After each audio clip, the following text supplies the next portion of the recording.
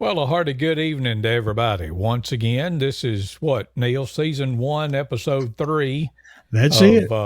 ChampCast, Bubba's Big Broadcast, Champion Brothers. You take the rest of it. Let's talk some Southern gospel. We started doing this, what, 2 weeks ago officially, I guess? Yeah, And this is the third time. Yeah.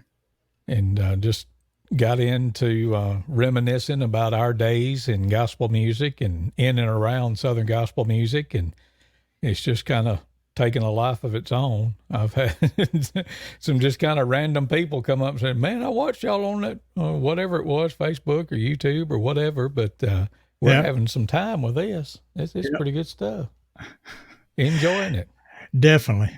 Definitely. Just the reminiscing is just as much fun, as enjoyable as any of the other, too. Just thinking back and the times and the people that have been a part of our Southern gospel life over the years.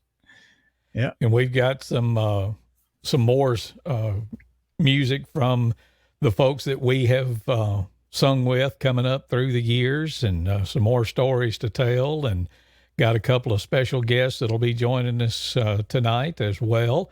And the main thing that we're wanting to do is to tell you about the event that's coming up this Saturday night at 7 o'clock. That's March 19th at the Fayette Civic Center in Fayette, Alabama. Neil's group, Chosen Witness, my group, Faithful Friends, and the Dixie Echoes will all be there. And I've been hearing some good things, or running into folks that tells me that they're planning on coming. So we're just looking for a good time in the Lord and hopefully have a good turnout. If we do, fine. If we don't, fine. We just want to have a singing. So we put this thing together back toward the end of last year, and just so looking forward to spending the evening with all of our friends and family and the Dixie Echoes, which have become both to us. It seems like over the last several years, both Neil and I have done some recording with Randy and Scoot and all the gang down at Echo Sound Studio, and just feel like they're part of the family now too. That's right. Yeah, it's I'm looking so forward to it. I mean, we're just going to have a night with let's see, Chris and them and Neil and them's both going to sing that night. Yeah. But you know what? One of the groups I wanted to talk about tonight that we were such a big part of our lives growing up in the Lamar County, Millport, Alabama area was the Fields family, the Wayman Fields family. Many times we sung with those folks. Of course, we went to school with their kids, and we got to just, like I say, got to share times with them at churches. And somebody's calling, but that's all right. We'll get back to that later. But yeah, the Fields family were such a part of that, and I wanted to talk about them some tonight, and I wanted to share some of their music. Now, what I had was a tape that was already worn out, that I wore out back when I listened to cassettes a lot. But I got it out and got it playing, and it's you can tell it's a little worn. It's audio quality, just a digitized track from that cassette tape. But I still wanted to share it. This song that I remember them singing, I mean, we loved it so much we played it at our wedding. Loretta picked it out, and the Fields family sang at our wedding, and they sang this song. Now, it was on a recording, but they shared this song during our wedding. And I kid Neil all the time, because they basically, he and Loretta had a singing and got married in intermission, because I think you had, what, about 36 songs in your wedding? There was a bunch of singing. Something like that. But during our wedding, yeah. Both live and recorded and played. So there's a lot of music for sure. Anyway, I should have hushed. Go ahead. No, that's all right. No, this was a big part of it. And I distinctly remember when they recorded this album, and this was the title song on it. And the words in my mind couldn't be any truer for that family, for the Wayman and Fields family. As for me and my house, we will serve the Lord.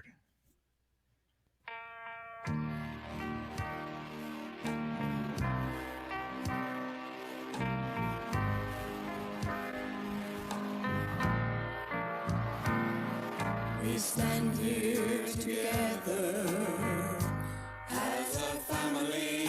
We join hands together, lifting praises to the Father above, or singing His song.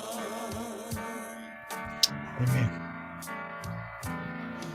We've chosen together as a family to serve Him forever, knowing nothing else will matter in time.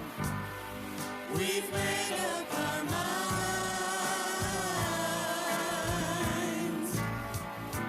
Through the heat of the day, we will join in the fight till He takes us away, till our faith becomes sight. As for me and my house, we will serve the Lord.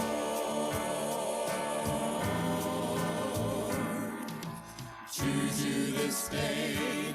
Tell me who will you serve? Let nothing stand in your way. Give the praise He deserves. As for me and my house, we will serve the Lord. We'll serve Him. We'll serve Him. We'll serve Him. For He is worthy. Serve Him. We'll serve Him. We'll serve Him. For He is worthy. Choose you this day. Tell me who will you serve?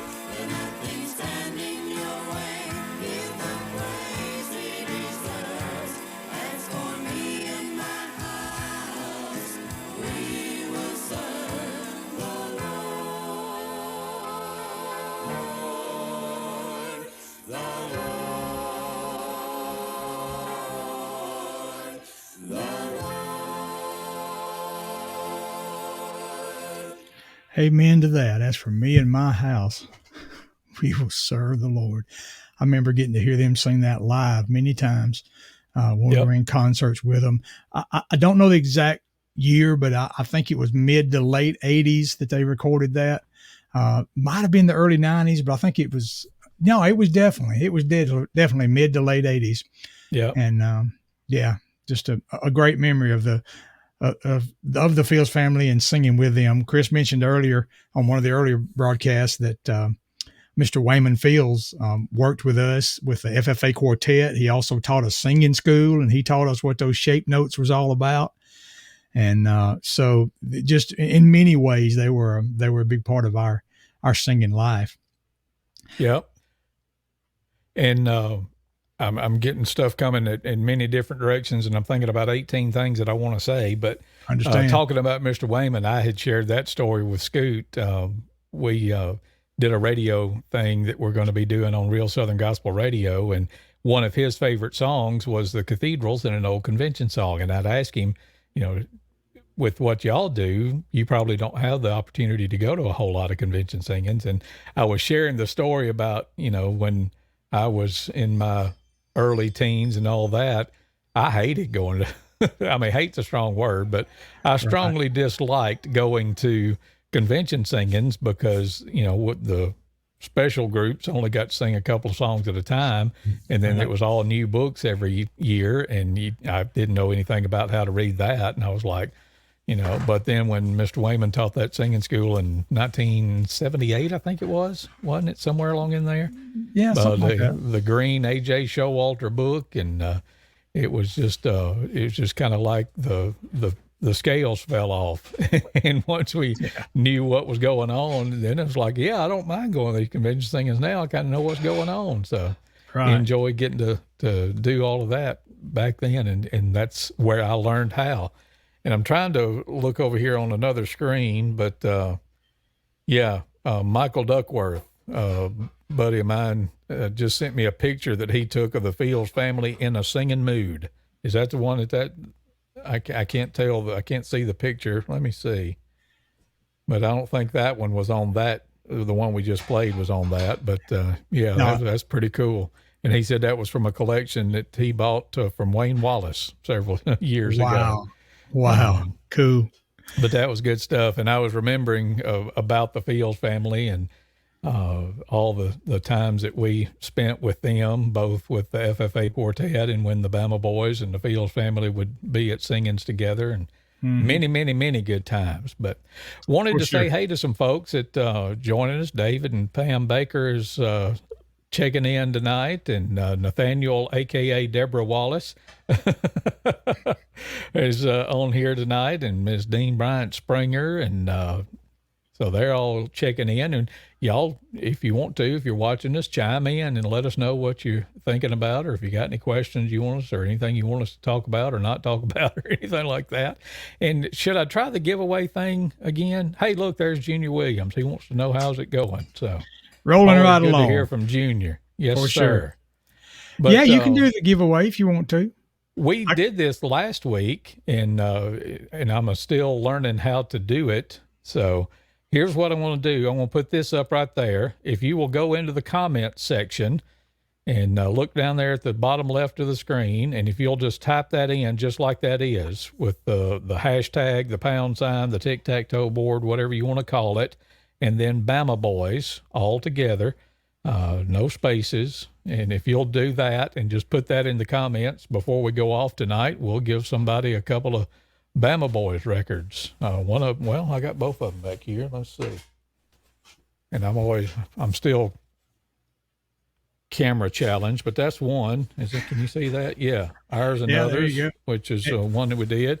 And then we got the Payday in Heaven too. So Yeah. now that vinyl is back in fashion or style or vogue or whatever you want to call it, see if I can get them to stay up there. But Well, tell you what, while somebody people might are want those, so. while people are getting in there on the contest, I got another song I like us to play from the Bryant Brothers. I mean, not the Bryant Okay. Brothers. Oh, I gave it away. From the Fields family. This one featured Miss Gail Fields on the lead, and also had a solo part in there. And we talked a lot last week last week, I think, about the Bryant brothers from Millport, what a influence they were in our life. Well, Miss Gail was she was a Bryant sister. She was a Yep. sister to all of those Bryant brothers. And of course, her and her family were the Wayman Fields family that sang. But I want to play this one that kind of will get you tapping your toe a little bit, and it features Miss Gail. Yep, and I'm sorry, I'm trying to do too many things at once. I know I'm in charge of the music, but here we go. It's called Jesus, He's Evermore the Same.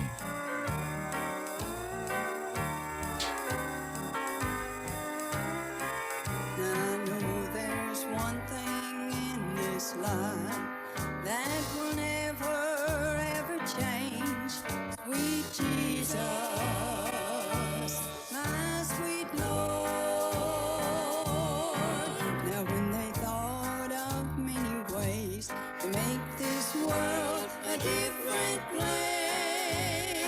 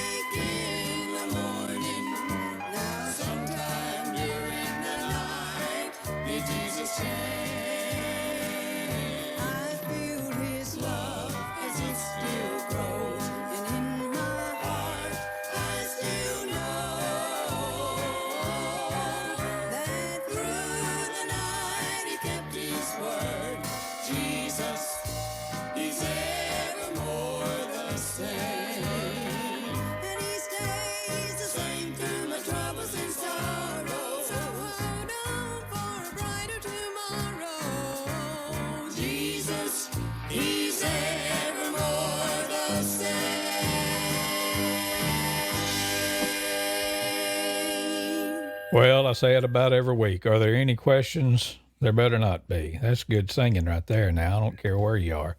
The Fields Absolutely. family. Jesus, he's evermore the same. So, but yeah, there was, I think that was Mr. Wayman, Miss Gail, and Tim and Lanita, probably Marcia playing the piano. Yep. And somebody had asked me, I can't remember if it was on this or somewhere else, but about the Singing Bryants. Now, that was kind of another branch off group. The Singing Bryants, as I remember them, was Mr. Wayman and Miss Gail Fields and Sammy and Mavis Bird that did a lot of singing. I think Marcia played the piano for them, but they did a quality. I mean, I think I know I've said this before. I've never met a Bryant from around here that couldn't sing. So That's right. Even if they wouldn't admit it, they still could. Yeah. Yep. And one of the greatest, we talked last week about one of the greatest honors we ever had was when the Bryant brothers asked us to play with them. The other one, and this was even higher in my opinion, is when they asked us to sing at Paul Bryant's funeral. Oh my goodness. Yeah. They're all the Bryant clan's dad. And Yeah. I mean, that was just one of those, wait, are you serious right now?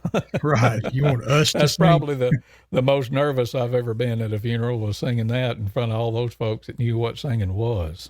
Right. For sure. So Right.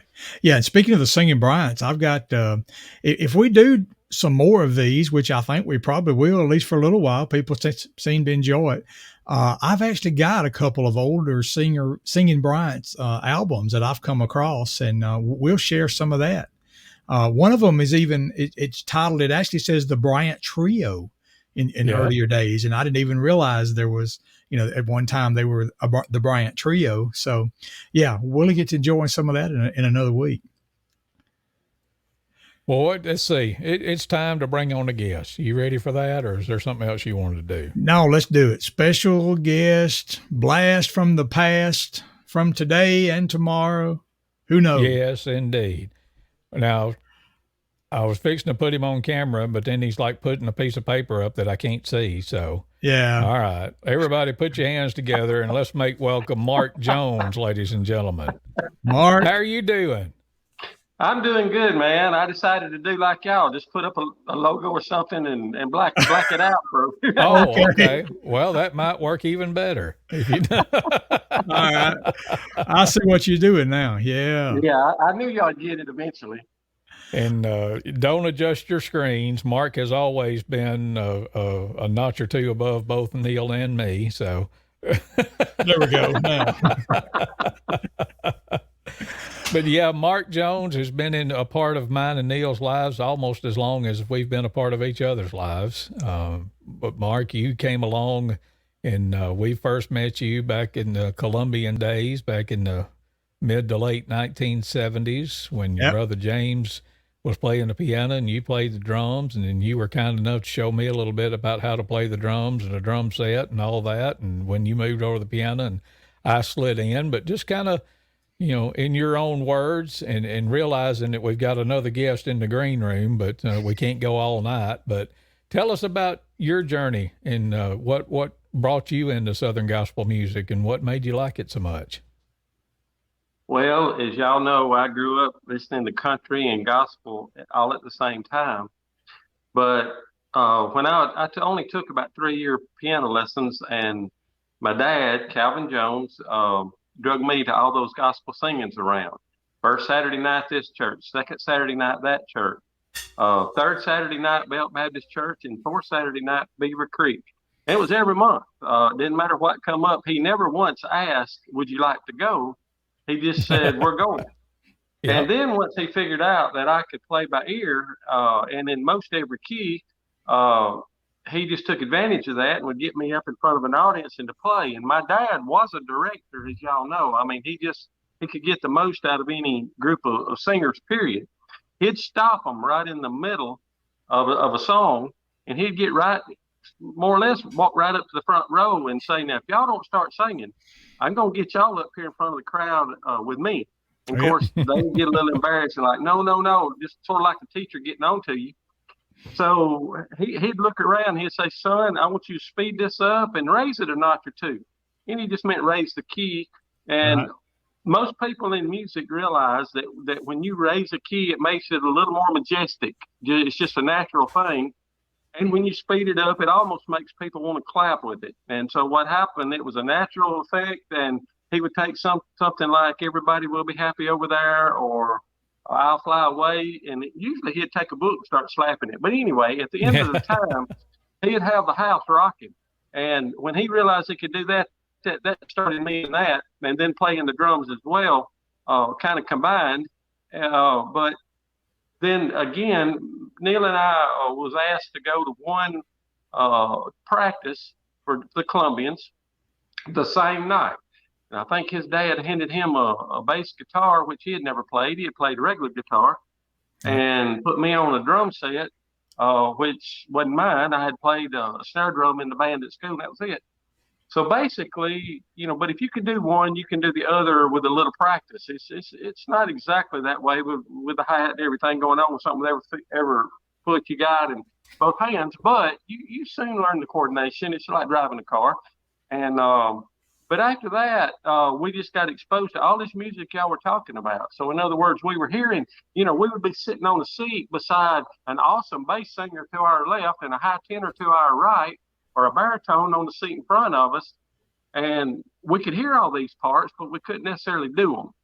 But you do that for about a year or so, and suddenly you're picking out some of those notes and hitting what you can, and you don't really realize what the Bright Brothers. I'm gonna be honest with y'all. The main effect that they had on me, and Neil, this, when we started Chosen Witness. If you remember, I had written a bunch of songs. And we had learned a song and wanted to get together and just practice it and sing it. We did. We decided to have a concert. Do you remember who was at that concert? They were. Do you remember? The Bright Brothers were. The Bright Brothers. And the reason that was a big deal to me is that going back and watching, that was one of the first, like the camera, it turned to the crowd, and it was one of the first people that jumped up to give us a standing ovation. And in my thoughts, I'm thinking, oh my, if they are going to do that, and they have all this history and they know music. So that's just the thing. You can't fool singers that really know music. Right. That gave me the confidence that, oh my goodness, we've got to go forward and do something. And honestly, that made that big a difference in my life right then. It did, yeah. So absolutely.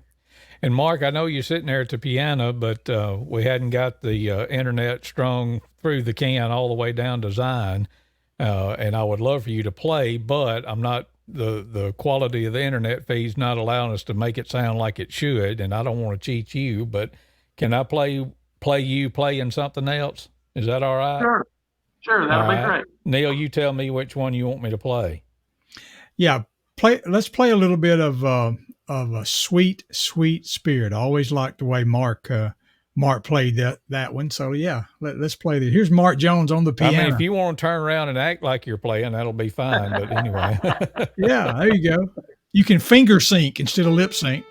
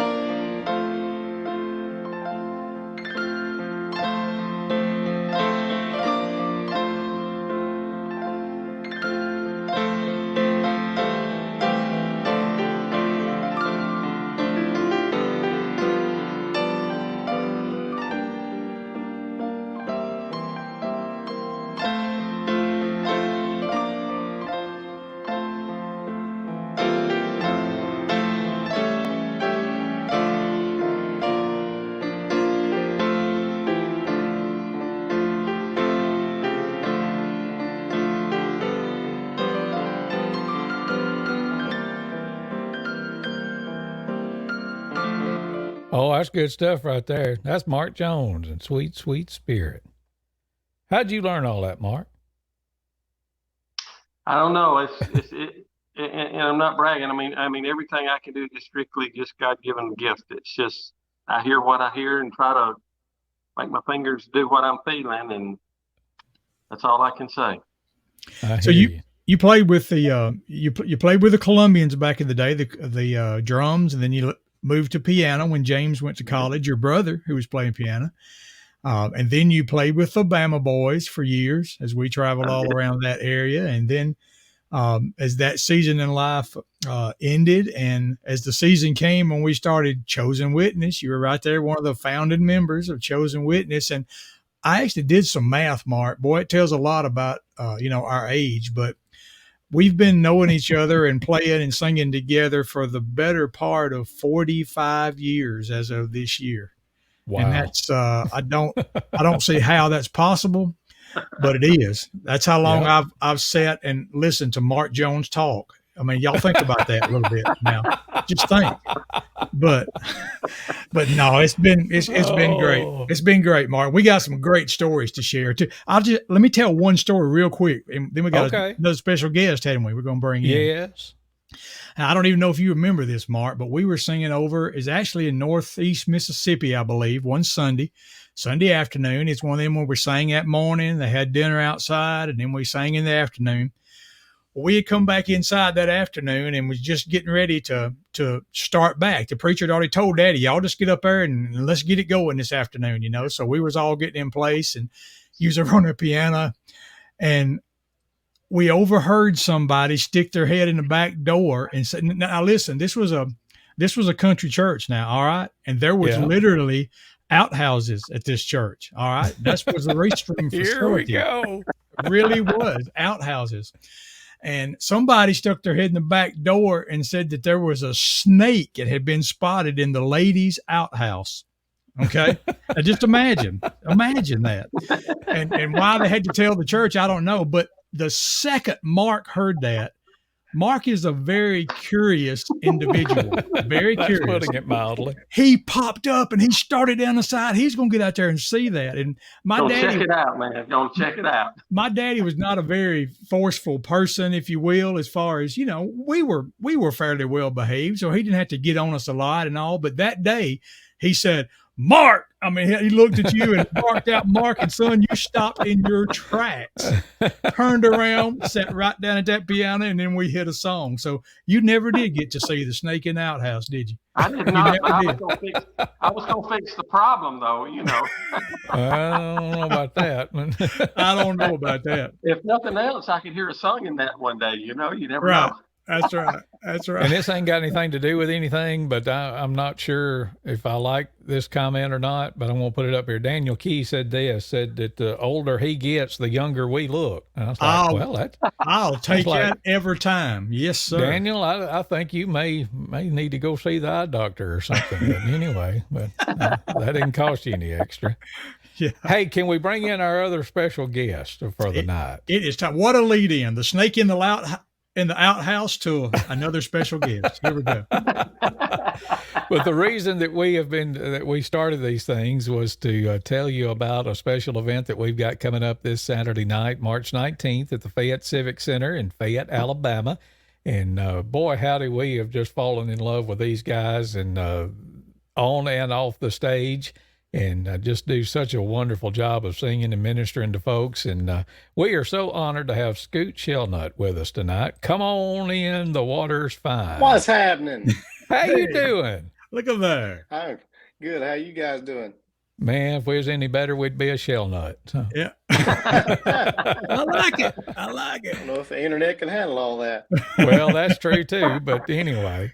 But man, thank you for taking some time to join us tonight, and just wanted to tell you how excited we are that we're going to get to see you. You were here about a month ago, and got to visit with you then, and looking forward to this Saturday night. But things, there's no such thing as normal anymore, and I'm that's pretty much a given. But has things gotten back a little bit closer to the way it was for the Dixie Echoes than it was Fairly 2 close. years ago? Yeah, fairly close. Normally, we travel around 200 days a year on average. And last year was about half of that. And of course, 2020 was about a third of that. But this year we've been pretty steady for the most part, uh, the whole year so far. So, and the schedule's filling up for later on. So it's looking good. And you guys, I think y'all have probably gone the longest without putting out new music, but there's a lot of different reasons for that. But I mean, Yeah, it's been a while since y'all put out, but is there anything in the pipeline? Are you working on anything? we're learning songs now for actually two albums. We're going to do a kind of a hits and favorites album with some of the more well-known Dixie Echo songs down through the years with the current lineup, and then we're working on one with some new songs and some new stuff that nobody's heard yet. So it Yeah. won't be too long before those will be out. We're going to try to have the hits and favorites one out by the Memphis Quartet show. Oh, Yeah. cool. What what a segue! You act like you've been interviewed before or something. But that was something that I had on my list to talk to you about. Was something that you've been heavily involved in for several years now. Is the Memphis Quartet show, and I'll just give you the Yes. floor and talk about how did that all come about, and tell us about this year's event. Well, this year it's going to be Father's Day weekend. It's usually Father's Day weekend. It kind of falls on that. But the dates are June the 15th through the 18th, Wednesday through Saturday, and it's at the Cannon Center in downtown Memphis, Tennessee. And every quartet you could think of will be there. Kingsman, Gold City, Blackwood Brothers, Triumphant, uh, Primitive Quartet, Mark Trammell Quartet, Inspirations, Fairfield Four. Just the list goes on and on. We're just going to have so many great quartets, and it's a great time. And I know y'all have been there, so you know how much fun it is. Yeah, Neil's gotten to go several years. I haven't made it over Yeah, yet that's right. because You haven't my made real job requires me to work at a water park during the summer, and I know there's just plenty of jokes there, but I'm I'm not still going there. threatening. Yeah, thank you. I appreciate that, but I'm trying to see if I can make it happen to sneak over at least for some of it this year. But Yeah, we'll get there. But man, I know I would enjoy it because I mean y'all bring in the best of the quartets, and you mentioned Fairfield Four. I mean I kind of fell in love with them back around the time of the Old Brother Where Art Thou movie, and they right. kind of had a resurgence then. And granted, it's different people now, but I mean, y'all had them last year, right? And they just pretty much We tore up did. the pea patch, didn't they? They did a whole matinee last year, and this year we're having them on the night program. I think Saturday night. Yeah. Uh, yeah, all the information is on our website. It's quartetshow.com, and it'll All tell you that right. the whole lineup is on there. Who's going to be there for the matinees and who's there each night too. So All right. So I just go to shut that door. I can hear that dog in there. All right, Hall. All right, Hall. okay. All right, mighty fine. Here we go. Yeah, it's always something. But anyway, let's talk about this Saturday and the Dixie Echoes. Tell us who's in the group nowadays and what folks can expect when they come to see us this Saturday night. Well, of course, I'm what's left of a baritone singer. We've got Stop it. my dad, and my dad is the lead singer, Randy Shelnut Sr. He is Hall of Famer, been here 51 years, and still can do it, still can lay it down. Got two young guys singing with us. I'm very proud of Jordan Wilson singing the bass, and Trenton Williamson singing the tenor part. Enjoying those guys as they've come aboard, and been cool getting to know them. Of course, we've been getting to know you and your dad for years now, and but yeah, it's been good. That's two fine young men. I think you got singing with you now. I think so too. They're good guys, good, easy to travel with. They work hard, and they sing good, and they know what they're singing about. So you can't beat that combo. Absolutely, absolutely. And if folks haven't seen the Dixie Echoes in the last little while, y'all are doing it the way, in my opinion, it should be done. And just doing the old school microphones and the old school singing of the 4-part harmony. And I remember asking this when we talked to you, but how did that process all come together as far as doing the more 4-part style and the older songs. How Yeah. did that come about? Well, we've always kind of liked the old stuff anyway. You know, Dad and I, we're fans of that, the old Statesman, Blackwoods, and Rebels, and that stuff. But uh, I think when we started doing the two mic deal, um, it was around 2000, 2001. We were doing the Grand Old Gospel Reunion, and they had a night where you had to use two mics. You couldn't use tracks. You had to do it the old way. So we kind of did it and learned a few songs that way and thought, hey, man, this is no wonder they did it. No wonder it was so good. So we started singing like that all the time up until about 7 or 8 years ago, I guess, because when we had a piano player that left, Dad had to start playing and singing again. So it was kind of hard to do the two mic thing, but we still use the old school looking microphones and still play everything live and no tracks, no stacks, nothing like that, and still sing a lot of the old songs.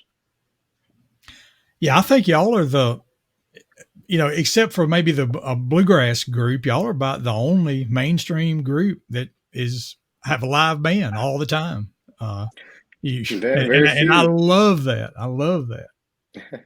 Thank you. Yeah, us inspirations, I guess. Primitive. There's very few that aren't bluegrass, like you say. Right. Well, can we play some Dixie Echoes music? Oh, please. That'd be I've all heard right. of them. Yeah. Okay. I don't know is there any particular one you want me to play, or just Man, play what you feel. Okay. Let's see. I believe let's dig a well, can we? We can. I like it. Let's do Dig a Well. Here's the Dixie Echo. Dig a well when you're losing the fight. Dig a well, dig it deep and wide. Dig a well until you find those everlasting waters that will never run dry. If you're walking through a valley and your soul it feels so dry, dig a well of a living water that will get you to the other side. Dig a well when you're losing the fight. Dig a well, dig it deep and wide. Dig a well until you find those everlasting waters that will never run dry.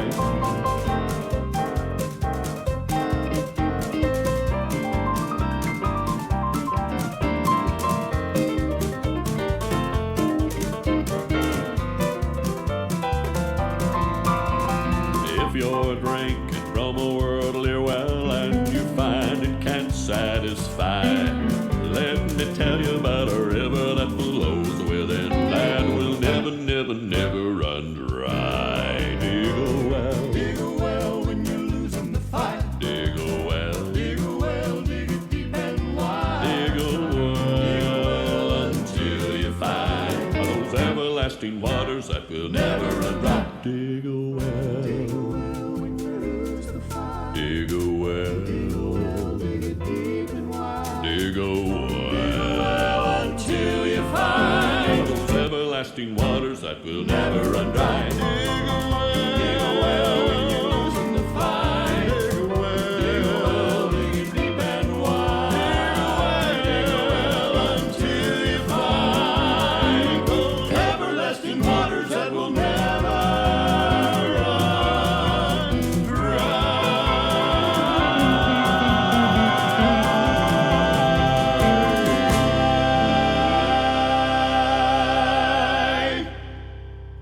Just go ahead and dig a well. My goodness.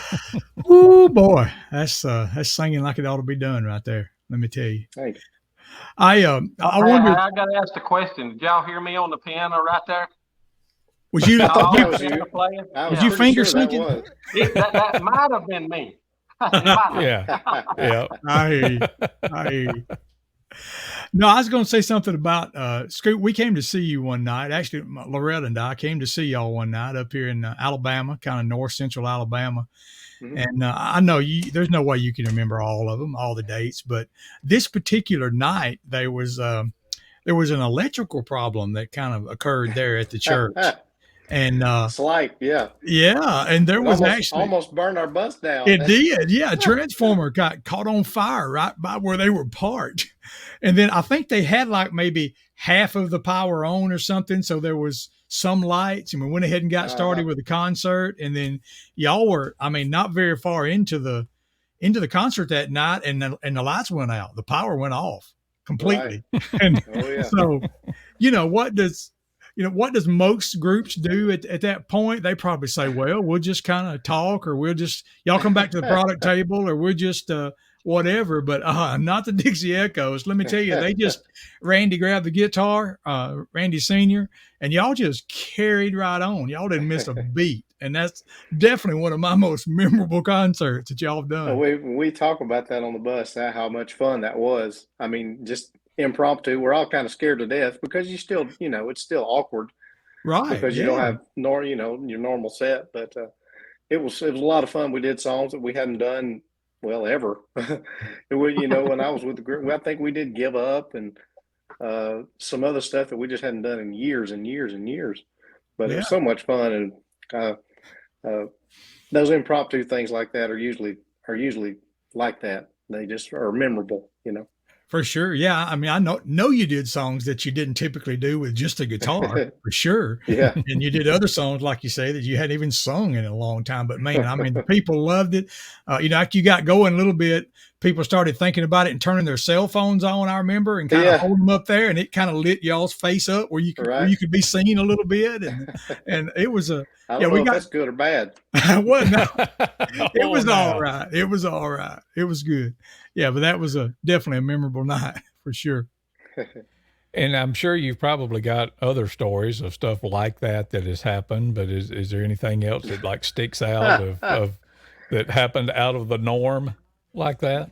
Well, this will definitely qualify as out of the norm. We sang at a fair in West Virginia one time, and we had finished our set, and it was in a rodeo kind of arena. The stage was set right in the middle of it. There's just a red clay, rodeo arena, and they're pretty good sized stands, where the people were sitting, but they were about 100 feet from us. So we were singing to basically nobody, because the weather was terrible, and you couldn't hear any reaction at all once you get done with the song. They're so far away. So Wow. we get done with our set, and we go on the bus to change clothes, and we had our record table sitting out kind of beside the stage there. So it was a pretty good ways from the bus. So we got done changing clothes, and we got off the bus, and everything on our record table, including the table, was all scattered all over the ground, all in that mud and dirt. Well, right in that same arena, right after we got done singing, they set up a little kiddie, like a bull riding. They were riding little calves. One of those calves escaped and made a beeline for our record table. And he plowed right into that thing and tore it all to pieces. So we got out of the bus and thought, what the world happened? So that was, I think that would qualify as a little bit unusual to have your record table run over by a little baby cow. For sure. Indeed. Hey, want to say hey to some more folks right quick. Carol Duran's listening in, says she's enjoying it. Scoot, you may see this, but look at there. Brother Doyle. Doyle Harper's listening in tonight. He said Scoot is the man. I'll second that motion. I don't know about all that. I don't know if we can go any more into this, but Billy Shaw wanted to know, so what is two mics? That's basically, 4 people singing on just 2 microphones. Right. Yeah, like they used to do in the 50s and 60s. Like you saw on the gospel singing Jubilee a lot, Yep. You just have to be careful not bump heads, right? When somebody, both of you want to get loud. Because since I play the bass, I got to watch hitting the bass singer in the head with my bass guitar. So I've only done it a couple times. Okay. Yeah. Okay. All right. Bet you counted. Yeah, a couple that you counted. Bass singers ain't got no sense anyway, so it didn't That's hurt. right. Well, that's true. I'll second that motion too. Absolutely. Absolutely. But Scoot, go ahead, Neil. Now, I was going to say something that me and Scoot discovered quickly that we have in common is liking LPs, liking vinyl. You know that you mentioned earlier, vinyl is coming back, Oh yeah. and yeah, I started kind of just gathering up those as I could find them. It's the hunt is as much fun as anything. Trying to locate them, and especially when you get good deals and I mean, Scoot's got 10 times what I've got, but it's been fun to talk with him about the old vinyl. And I focused in on some of the older groups, quartets, and try to just get all I can of them, and but I just listen to them like crazy. You mentioned the Rebels earlier. That's one of my favorites. Boy, I listen to Yeah. as soon as I get a Rebels, I might go ahead and digitize it so I can get and listen to it a lot. They were great. But I had a Dixie Echoes song on my mind one time, and I it was one of my favorites the Dixie Echoes had ever done, but I couldn't remember for sure what recording it was from. And I reached out to Scoot, and sure enough, just right off the top of his head, he knew exactly which one it was. And then I started looking for it. I went on the hunt, and then I eventually got it, and got that one that had that song on it. Chris, I think I gave it to you like a couple of weeks back. I'll give you a chance to try to locate it because I'd like to play that song. It's not one you guys regularly do now, but it was always one of my favorite recordings from the Dixie Echoes. I'm pretty sure your dad was singing the lead on it. Chris, can you find those songs I gave you some time back? Well, I'm looking. A couple weeks ago. Hang on a second. That first week, it was, I believe the title of it is What Manner of Man, I believe. Yeah. Okay. Hang on, what wonder, what power, what glory, what manner of man. That was always one of my favorite songs. And it goes something like this.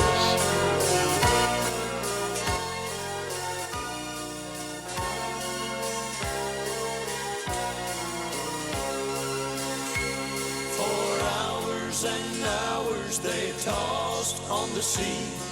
The billows were raging so high.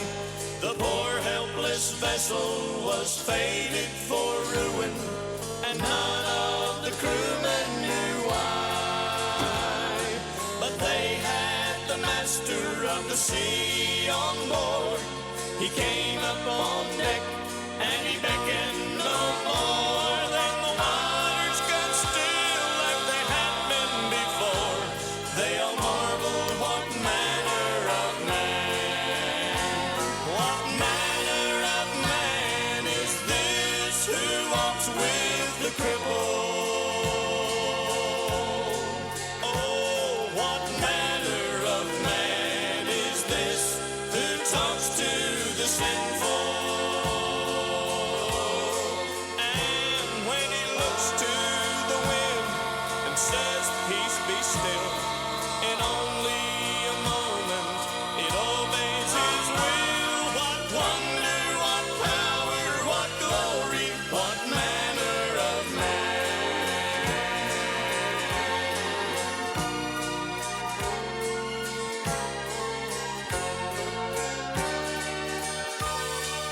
38 years he laid by a pool.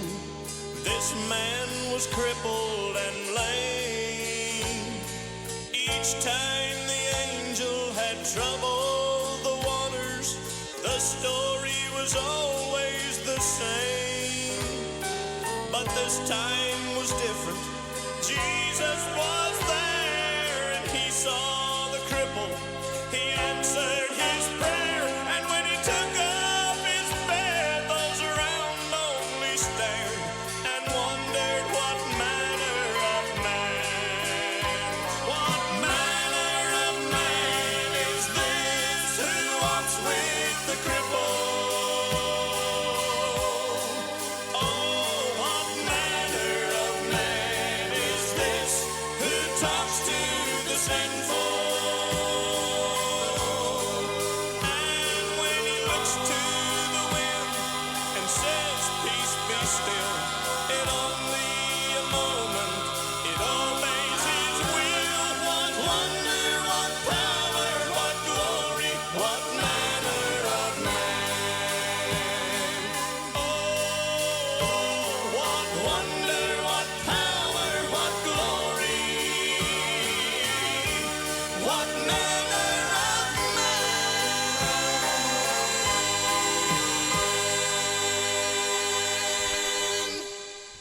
Always Echo. loved that song. Indeed, it was the Dixie Echoes. What manner of man. Yeah, that was a good one. That's mid 80s probably. I can't remember. I Hmm. think around 86, somewhere around that era. Right.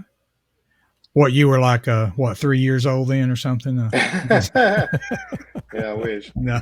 I was a little whippersnapper at that point. Right. Right. Hey, Hey, something I Mark, you wanted to ask remember? you. Well, can I do something, Neil? Can I ask Scoot something right quick that's on my mind because I don't want to forget it? Say that again, I because I said, didn't can get I? it.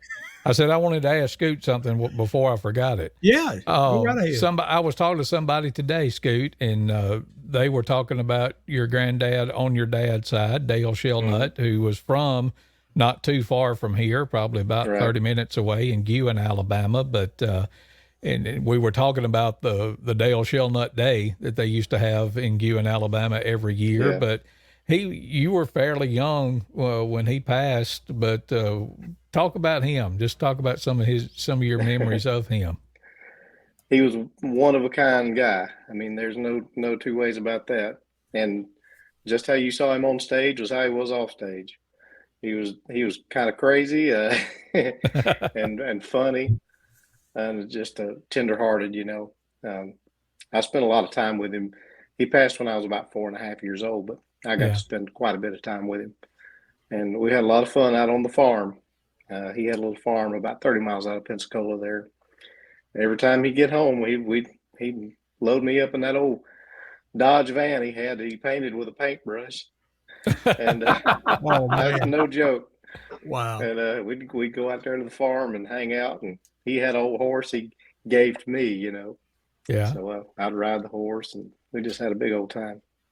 And then your granddad on your mom's side, you got to sing with him for several years too, Daddy Paul. Yeah, yeah. I was playing bass. He was singing the baritone, and then when he retired, uh, when I started singing the baritone part. But yeah, I got to travel with Daddy Paul for it's about 6 years, I guess it was. And But that's he, neat to have that legacy on both sides.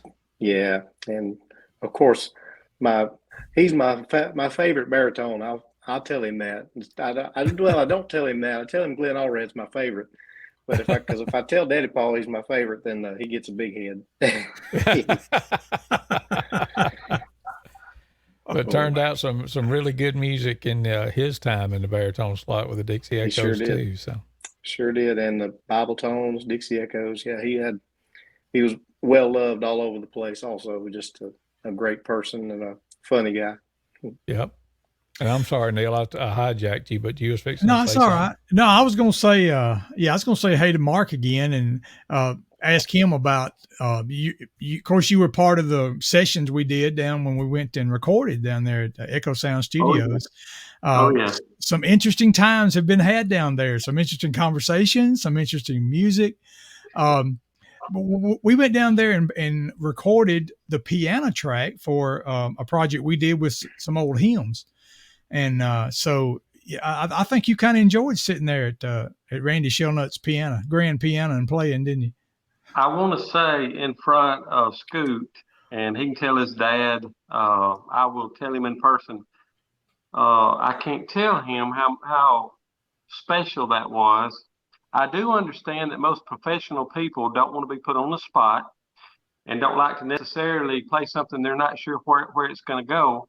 Hmm? But just to be able to do that with your dad is actually a blessing because it tells me how much respect he has for my playing.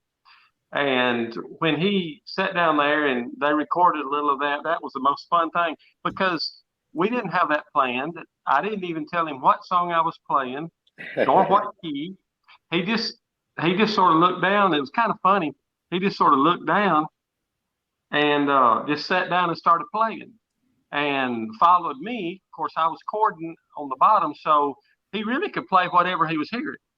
And it was really fun and it was special.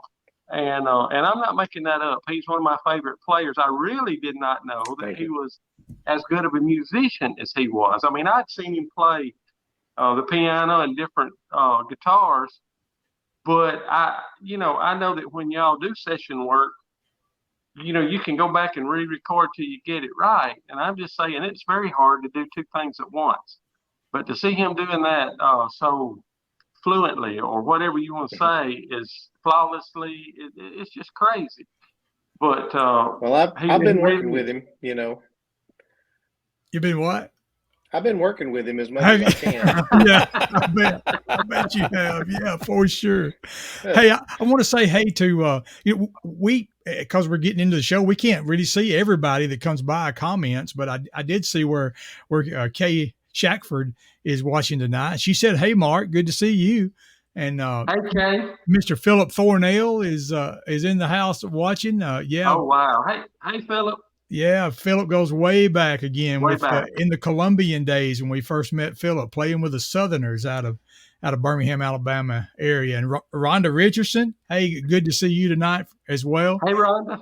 Yeah, Scoot, you said something about your granddaddy being a little crazy, I think you said at one time. Yeah. Some of that definitely rubbed off on your daddy, I believe, because I remember, especially in his older age, he is getting a little bit yeah. Oh, okay. Is that what it is? Oh, I see. I'll okay, yeah. Well, he's got to the age now to where he just don't care no more. Right. That can be dangerous, can't it? So his filter ran out about 4 or 5 years ago, I think.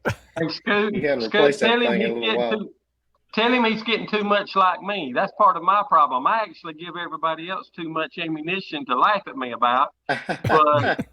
But on the other hand, it's 110%, and there's nothing wrong, I don't think, with being if you're going to do exactly it, right. just do it, and no regrets. Yeah. And thinking about him being crazy, Mark, I don't know if you remember, but I think it was the first session we did down there when we first, we're getting to know them really. We tried to, even back then, to go live on Facebook, which is a fairly newer thing. I mean, this was over 10 years ago. And we were telling about we was there recording whatever, and Randy just he just hijacked the session. He jumped right in front of my phone. I was showing you, and he jumped right in front of hey, said Mark came in here the other day and was telling me a story about writing a song he did, and he just he just took over, man. It's like at that time I wasn't sure how to take it, but then I actually liked it by the time it was over. Hey, I like this guy. Well, I've got to throw something out, Scoot. I intend on pitching y'all a song, okay? And and I'm telling this up front because it's probably the weirdest song I've ever written, and I can't even imagine how I'm going to pitch it. Really, to be honest with you. Well, I cannot wait. Okay, I bet. Look, something Just be kind to me. Be kind to me. I'm a little anxious and scared at the same time. Y'all coming up Saturday night, March 19th. Yes, I was fixing to say, Neil, let's reset the room right quick. Yeah. Go ahead. Go right ahead. Oh, you're fine, but I was just, we're telling the folks about this concert that we're having coming up on Saturday night, March 19th at 7:00 at the Fayette Civic Center in Fayette, Alabama. Chosen Witness will be there. Faithful Friends will be there. And we're especially pleased to have the Dixie Echoes coming to be with us. And Scoot was talking a little bit earlier about having them working on some of their some new music that will be coming out soon. And he was kind enough to send me the cover art. And so this is the group that you'll be seeing on Saturday night. So there we go. On the far right. On the far right. Okay. Yeah. My sorry. Was a little too tight in that one. I couldn't resist. Scoot. All right. Mighty fine. It's like you're not a true Southern gospel fan if you don't get a little hog going and blowing that. But I can't wait for my T-shirt, by the way. Oh, yes. It was like, if Hog was here, he'd say, now, Scoot, for being our guest on the WEAK, we're going to award you with our limited edition Road Hog T-shirt. All yes. Right, mighty fine. Or Chris, carton of eggs from Ernie's Egg Market. Yeah, there you go. Right. Oh, we've run off the rails now. So. You might ought to run the giveaway one more time. I know we got some more folks on here than we had earlier. Eggs. Eggs. No eggs. No free eggs. But we've got a bunch of old Bama Boys records from back in mine and Neil and Mark's early days, and if you would like to get a couple of those, all you have to do is jump in the comments on whatever format that you're listening to us on, and just look down there in the bottom left of your screen and enter that. Depending on your generation, it's either a hashtag or a pound sign or a tic-tac-toe board. But just do that, and then Bama Boys all mashed up together like that. And before we get off here tonight, we're going to let somebody get a couple of Bama Boys records so that you can kind of see over my shoulder there's one of them. And we'll do that. So, yeah, if y'all want to get some of those, and we'll do the drawing here in just a little while. But just put in hashtag or pound sign Bama Boys, just mash it all up together, and we'll try to get you some records out there. It's just been in our closet and storage buildings and everything else for 40 years or close to it now. And now that the vinyl has come back in, then it's like, well, here we go. Everything old is new again. So just put hashtag Bama Boys, and I'll leave that up there, and you can copy it down and put that in the comments, and we'll give those away in a little bit. I had to say this. Miss Martha Porter, who has been one of our greatest supporters for a number of years, Neil, made a statement that I don't believe I have ever seen before. And she said this: Mark, you're quiet. And I said, well, there's a first time for everything, Miss Martha. But anyway, I just... Martha, you been hitting a NyQuil tonight or something? I guess that was before I started talking to Mark again. He had a time there when, mute buttons are wonderful. And so there was a time there when he was a little quieter, but we love Mark. And like yes, I said, he's been our, how many different honorary brothers have we got, Neil? But he's definitely in that number. Absolutely. So, a bunch of them. And what do brothers do? They pick on each other. So yeah. Yeah. And see, Mark gives me that look like I can't tell if he's, just taking it all in, or if he's about ready to jump through the screen and punch me in the mouth, or what. But I'm almost ready to not pitch that song on Saturday night, because I can't imagine how y'all going to treat me about that. Oh, stop it. Stop it. No different than we always do, Mark. No different than we always do. Oh, boy. Scoot, we would stay here all night, and we've probably already taken up too much of your time, but and you're free to go at any time. You're not locked into this, but I'm good. I feel like in all the radio interviews that I've done, there's only so many questions you can ask, and this probably isn't a fair question, but I'm fixing to take a survey and see if I care. Has there ever been something that you've wanted people to ask you in an interview that they haven't? And I don't know if you need some. I can't I don't know really if you need think some of time to anything. think about that or not. But I just, I've had plenty of stuff I didn't want them to ask me. I know that, but I can't think of anything that like he was they all didn't ask prepared, me. was all prepared to answer it, and then it just never got asked. That kind of thing. Yeah, and that's kind of what I mean. But, Yeah. man, I really can't think of anything. Okay. Mark was talking about putting you on the spot a while ago. I said, well, here, Mark, hold my Kool-Aid. I'm going to show you what putting somebody on the spot's all about. So. I got a question for you. All right. Uh-oh. Right now. And it'll probably take a guess, but I don't know, knowing you probably know the exact number. So how many different bass guitars have you played on stage over the years? Oh, wow. On stage. Let me think about that a minute. Okay. Well, Because I'm sure they all got names and numbers, and you could probably come up with that number. So I'm trying to go down the timeline here. and I'm not saying at least 10. At least 10. 10. Okay. Yeah. Cool. I'm going to say more in the 12 to 15 range, probably. Okay. Yeah, it's not like I got a question for Scoot. Okay. Out of all of those guitars and things that I've seen in your studios, and I know you probably have more that's not pulled out, Oh, yeah. I'm not even going to say how you got them. In other words, it's not necessarily that you bought them or didn't, but what I'm asking, did any of those come from anybody that either makes it special or was famous or something like that you got your hands on? There's a couple, yeah. Well, I played a blue one, the blue Squire bass that my granddaddy bought me, and that was real Mm. special. I played it for a lot of years, and I played a Samick bass for a while that came from Mr. Jones, Bob Jones, that was kind of the head of Samick, and Les Beasley had actually took care of that for me. He kind of got that for me. Wow. Wow. So I could kind of push Samick a little bit. And then let's see. Well, one of those that was in the studio was a Spear family bass. Now the guy Wow. who was with the Spear family, it's a Mosrite, and it's a kind of a prototype model for a gospel bass is what they called it. And there's the serial number on it 005. So there's not many of them. Wow. Yeah, there's not Yeah. many of those out there. Man, But no.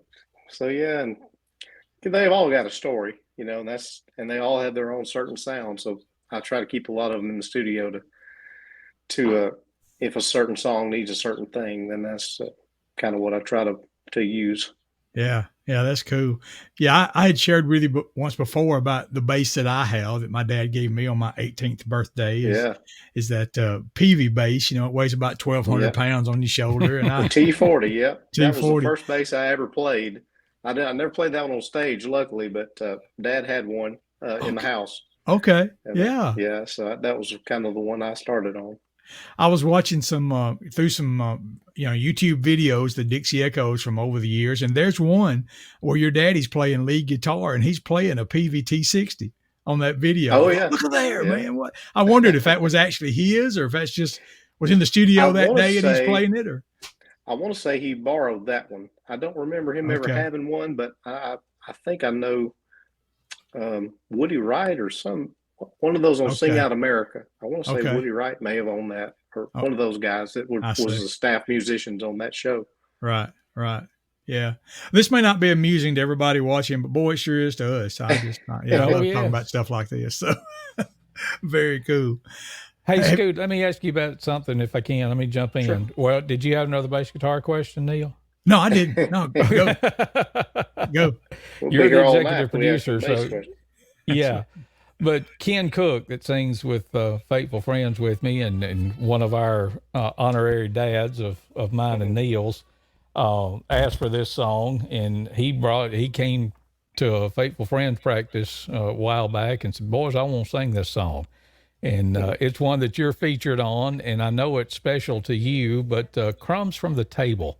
Talk about that song and how y'all came to sing it and what it does mean to you. We had a lady come in the studio from Louisiana, and I had never heard the song. Dad kind of recognized it from the Florida Boys. They did it back in the early 70s, I guess it was. But she immediately started singing that song, and oh man, Spirit of the Lord was all up in the studio. And we kind of looked at each other and said, man, we've got to do this song. But that's kind of where I first heard it. And man, it's just such a great message in this one. You gotta, the little things in life, the crumbs from the table, little things in life, the most important things that sometimes we kind of forget about. Yeah. But the Lord blesses us with those little crumbs sometimes, and I tell you, it's just a great one. It's a great one. Absolutely. Let's listen to it. I think I've been scrambling here because I've been having some issues between music players, but I think this is going to work. If not, we'll punt and try something else, but I think it's going to come through here for me. And we're efforting. There we go.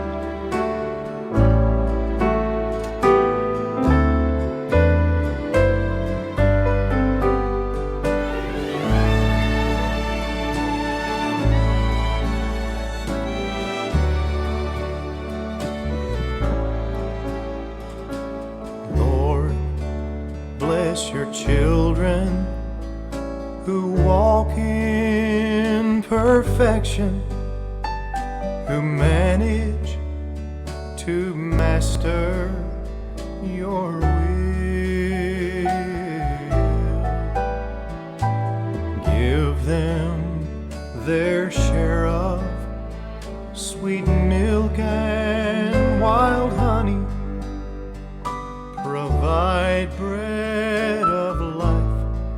till they're filled. Feed the children, but give me the crumbs from the table. I'll wait for them down on my knees. I'd be ever so grateful for crumbs from the table, for strength needed to follow thee. Lord, I'm not worthy to eat from the platter, for I'm just a beggar in need.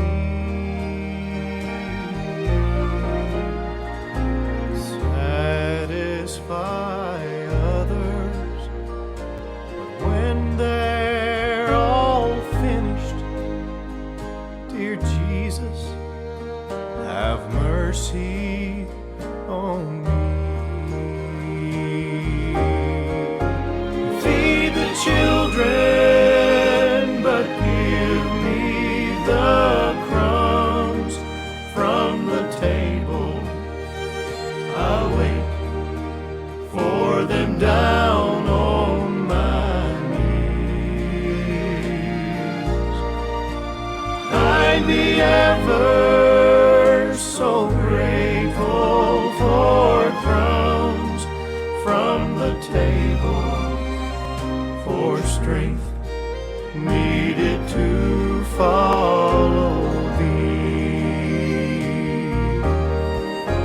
I'd be ever so grateful for crumbs from the table, for strength needed to follow thee.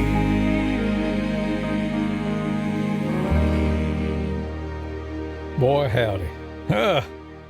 This may be the part where we all squall like mashed cats. Shoot. That's good stuff right there. Wait a minute. I'm sorry. I got so carried away. I forgot to hit pause. But You noticed I had to stop the camera there for a minute. So.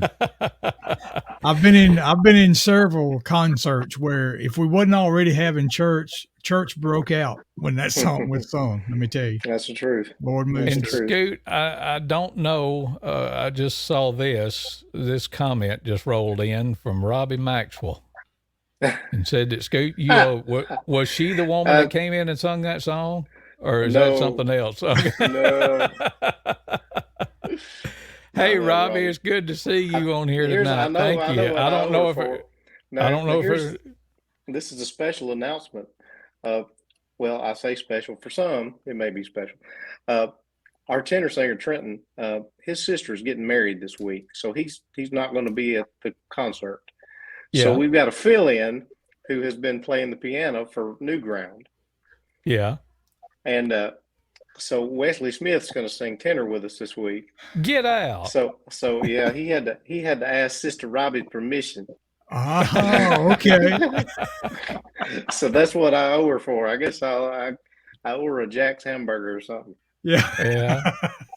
Well, I didn't know if I may have let the cat out of the bag too soon, but man, we're gonna miss Trenton. But Wesley, Yeah. man, that's gonna be great. He's just up the road in Two Springs, as Oh, I like yeah. to call it. But Two he sang with Springs. you guys for quite. That's double Springs if you're Yeah. scoring at Double, home. yeah. But, Yeah.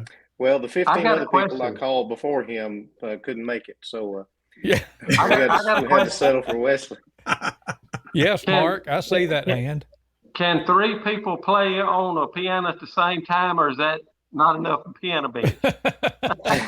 If each of you just uses one hand, we might can Yeah, one hand, can yeah. do that. Oh me. But man, we My. are so excited to see you guys on Saturday, and then to sing on Saturday Absolutely. night at 7:00 at the Fayette Civic Center. And like I said, we've kept you way under too long, but we appreciate you Oh having man, I've had fun.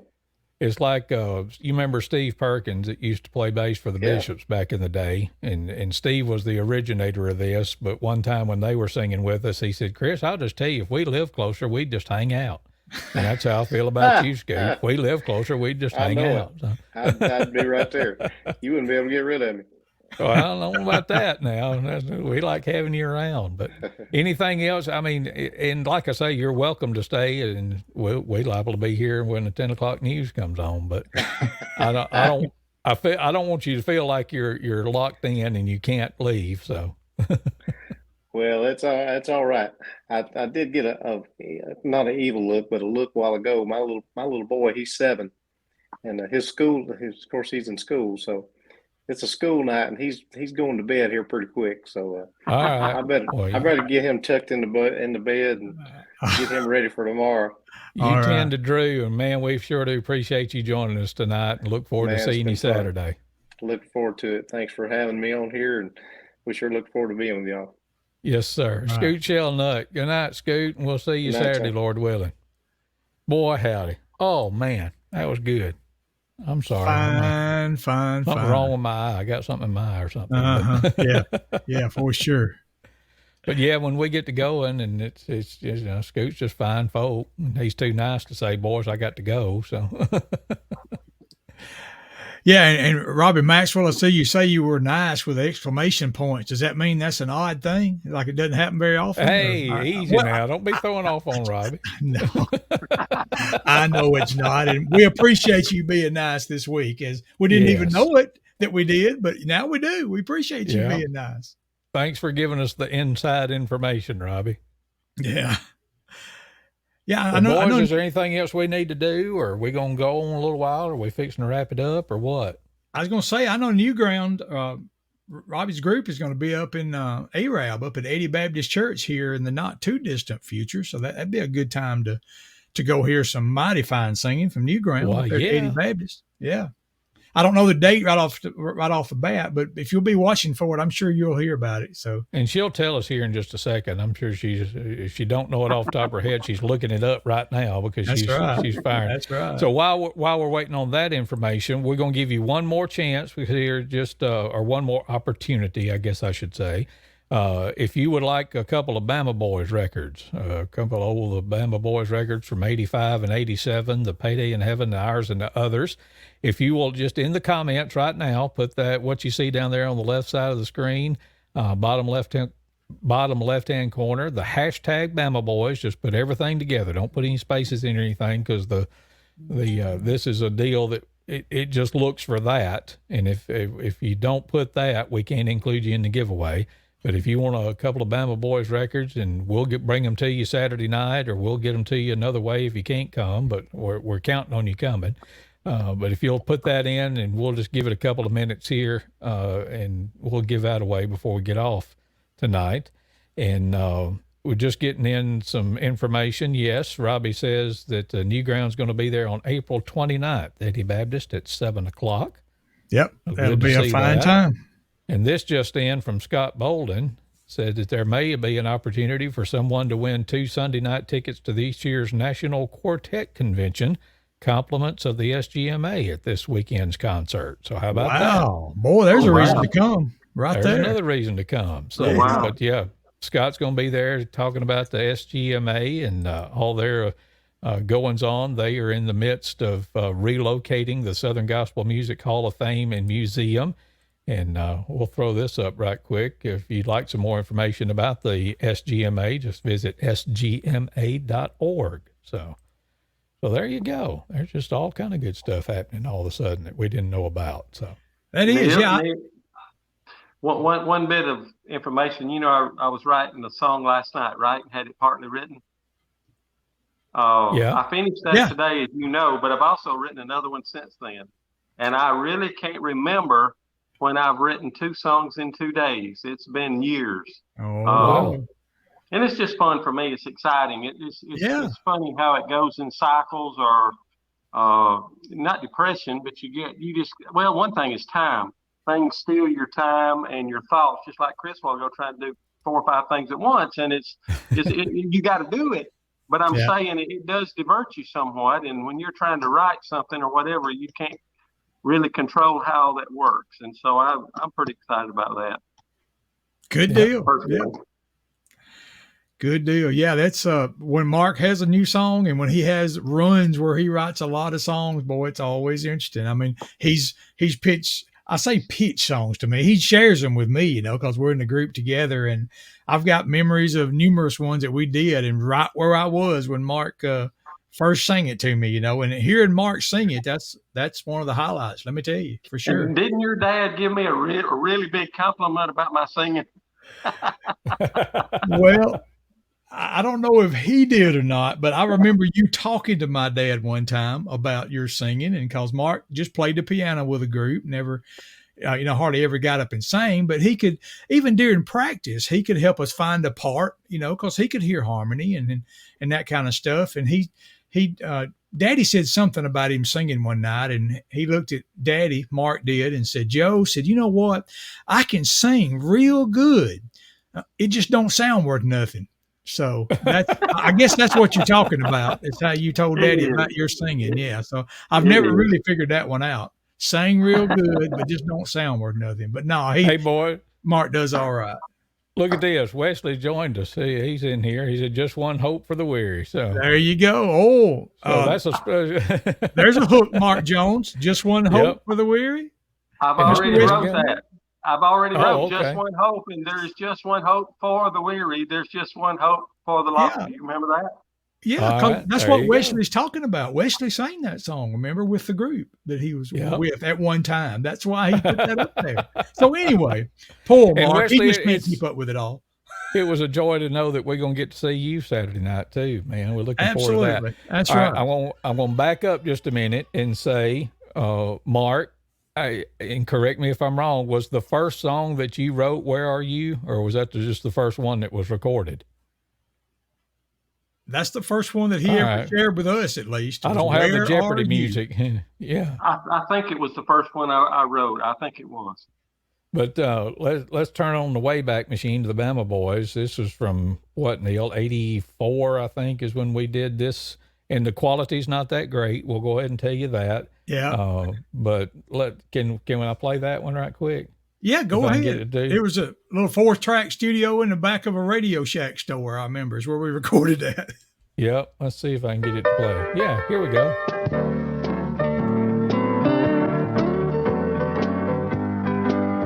When I get to heaven some sweet day, all troubles and heartaches will be taken away.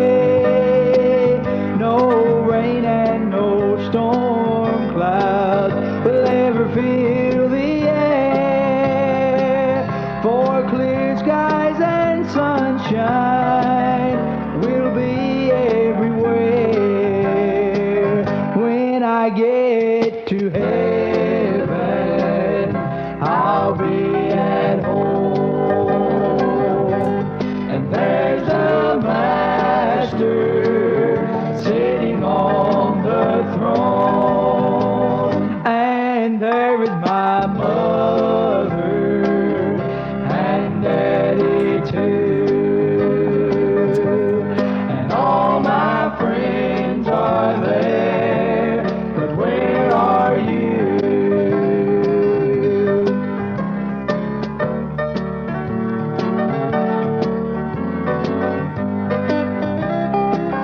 When I leave this old world and all life creates, my soul will float through those bright pearly gates. I'll shake hands with Matthew, John, Paul, and St. Peter too. I'll walk down those streets of gold. How about you? When I get to heaven, I'll be at home, and there's a master sitting on the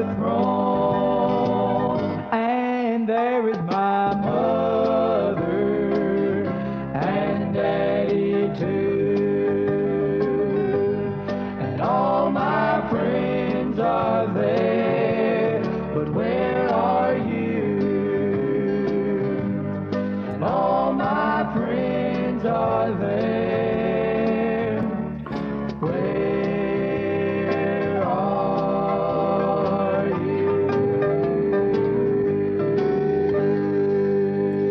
There's you some Bama Boys music from way back in the day. And where are you? How about that? That's good stuff, Mark.